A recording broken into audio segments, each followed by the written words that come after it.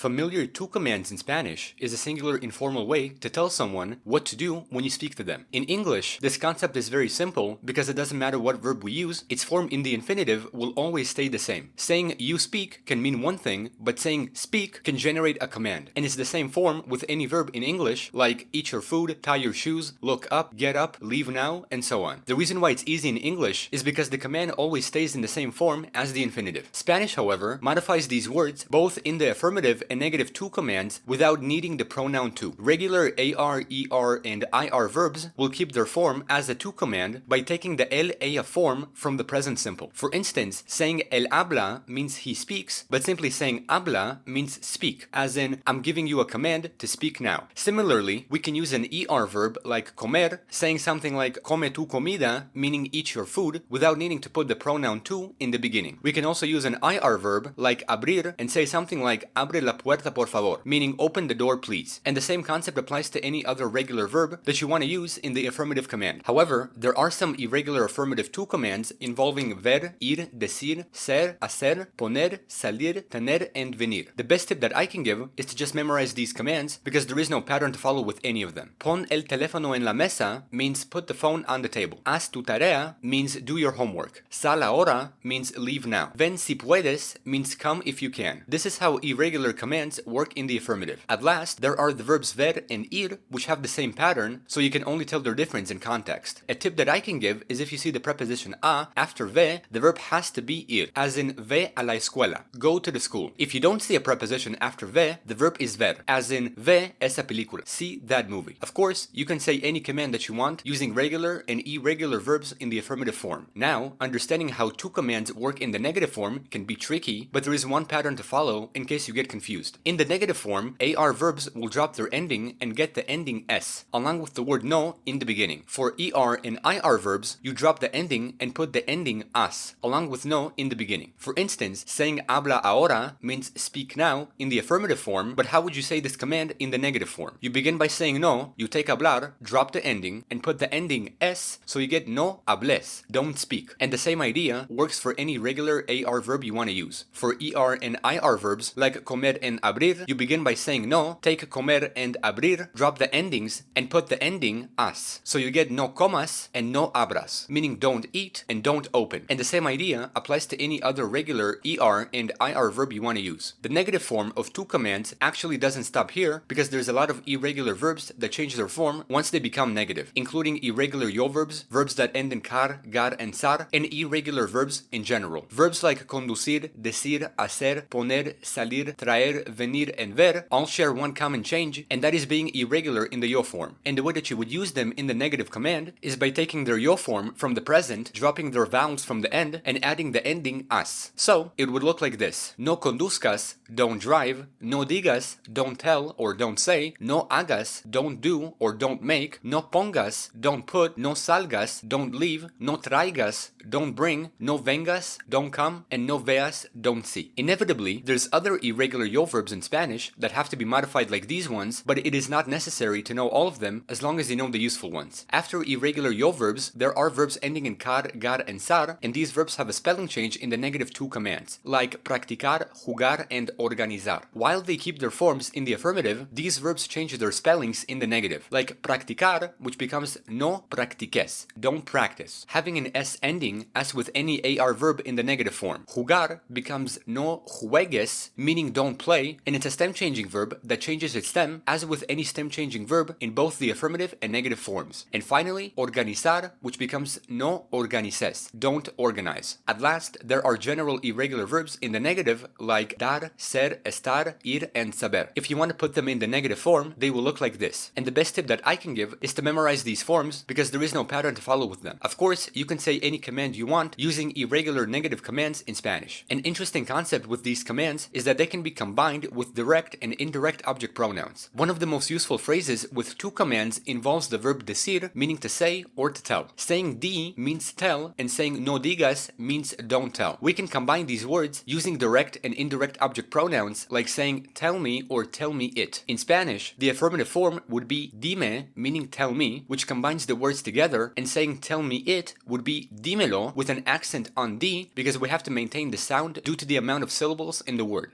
dímelo. In the negative form, instead of attaching the pronouns to the verb, we have to separate them by putting them before the verb. So, the phrases would be no me digas, meaning don't tell me, and no me lo digas, meaning don't tell me it. That's how direct and indirect object pronouns work with two commands. We can say ponlo, meaning put it, and in the negative form, the sentence would be no lo pongas, don't put it. Saying venme means come to me, and in the negative form, the phrase is no me vengas, don't come to me. Like I always say, there are millions of sentences that you can make with them, and it's up to you to say any sentence that you want. One last concept to note with two commands is reflexive verbs, which are verbs that follow a preposition, and within two commands, they function slightly differently than any of the previous verbs we've seen so far. Taking the verb levantarse, meaning to get up, this verb in the affirmative command will be levántate. And as you can see, the first part of the word takes the correct form of affirmative commands, having an accent to keep the sound, but includes te at the end of the word in order to signify that it's a reflexive verb. Levanta on its own would be a command for lift or raise, and levántate means get up or lift up. In the negative form, we take the pronoun and put it before the verb, without forgetting to change the verb in the end so that it matches its negative form. No te levantes, meaning don't get up. Here's another phrase. Dormirse means to fall asleep, it ends in IR, and it's also stem changing. How would you say this verb in the affirmative to command? The verb would be duérmete, with ue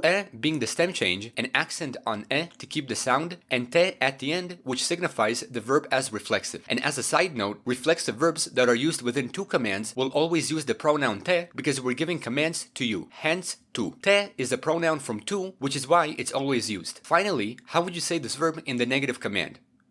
No te duermas, with te coming before the verb, ue being the stem change, and the ending as, which corresponds in the negative form with verbs ending in ir. That's how reflexive verbs work in the affirmative and negative commands, and if you want to, you can even include direct and indirect object pronouns with them as long as the context makes sense. This has been Familiar To commands in Spanish. Thank you for watching this video, and hopefully I made your learning just a bit simpler.